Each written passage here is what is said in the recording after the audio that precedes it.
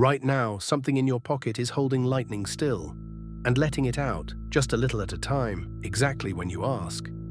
We use these every single day and almost never think about the strange, elegant chemistry happening inside. So let's slice one open. This is how a battery really works. Slice open a lithium-ion cell, and it's surprisingly simple. It's just thin layers, rolled up tight like a jelly roll. On one side, a metal anode, usually graphite. On the other, a metal oxide cathode. And in the middle, a thin separator soaked in a liquid called the electrolyte. No moving parts, nothing mechanical. That quiet little sandwich is the entire machine. When the battery is fully charged, lithium ions are crowded into the anode, packed in tight, restless, and looking for somewhere lower to go. Think of water held high behind a dam. The cathode on the other side is that lower, roomier, more comfortable home. All that stored energy is really just this imbalance, waiting to be released.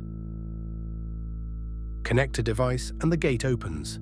The lithium ions begin to drift through the electrolyte, crossing the separator from the anode toward the cathode. There's no push needed. The chemistry simply wants to roll downhill, the way water wants to fall. Slow, steady, and completely silent. But here's the clever part. That separator blocks electrons completely. So while the ions drift across inside, the electrons can't follow them. They're forced to take the long way around, out of the cell, through the wire, and through whatever you've plugged in. Your phone, a motor, a light. That detour of electrons is the electric current. That is the work the battery does. Recharging is simply the whole journey run in reverse. The charger supplies electrical pressure that forces the electrons back the way they came, and the lithium ions climb back uphill, returning to the anode. The dam is refilled, the imbalance is restored, and the cell is ready to roll downhill all over again, exactly as before. Now, one cell only gives about 3.5 volts, not nearly enough to run a laptop, let alone a car.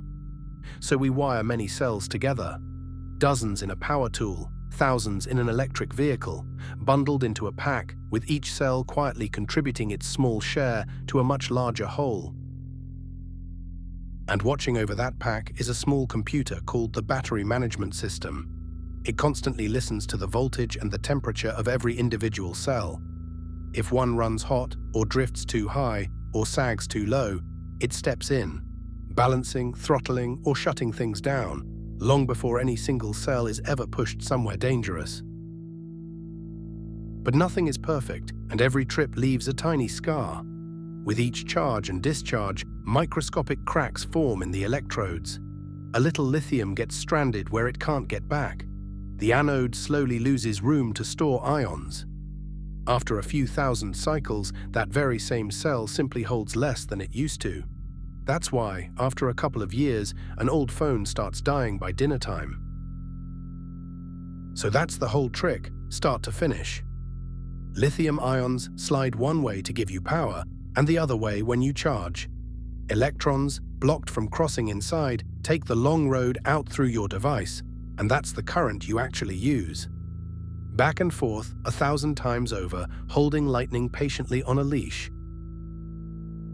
A battery doesn't make energy, it just holds it still, and lets it out exactly when you ask. The next time your screen lights up, remember the quiet little dam inside, releasing its lightning one electron at a time,